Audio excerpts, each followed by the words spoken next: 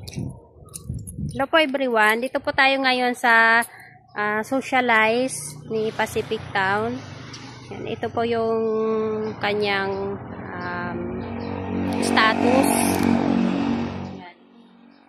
Ito po yung status ni Socialize.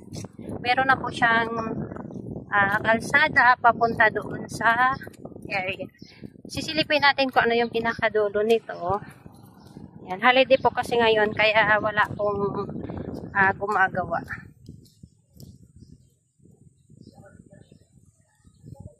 Ito po yung pinaka-entrance niya papunta doon sa area, sa location.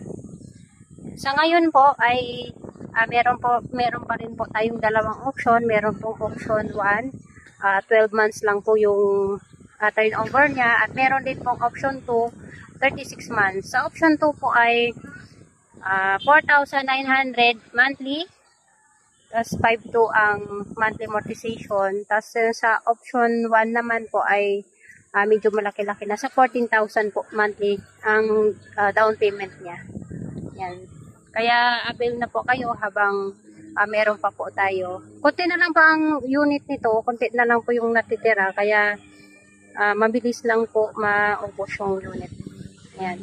Ito po yung pinaka-exit niya. Ito pong area na to ay papunta sa may Indang, tapos ito po ay papunta sa may Naik.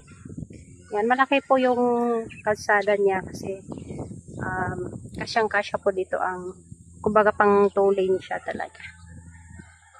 Kaya avail na po kayo habang meron pa tayong unit. Ito ay Pacific Town Socialize. Meron pong parking area. At lofted type, syempre meron na pong libreng gate at saka with fence na din po ito. Ayan. Sa halagang 3,500 ang reservation, maabil nyo na po ang ating Socialize. Dito lang po ito sa may Naik, Cavite, kaya avail na po kayo habang meron pa tayong natitira. Maraming salamat po.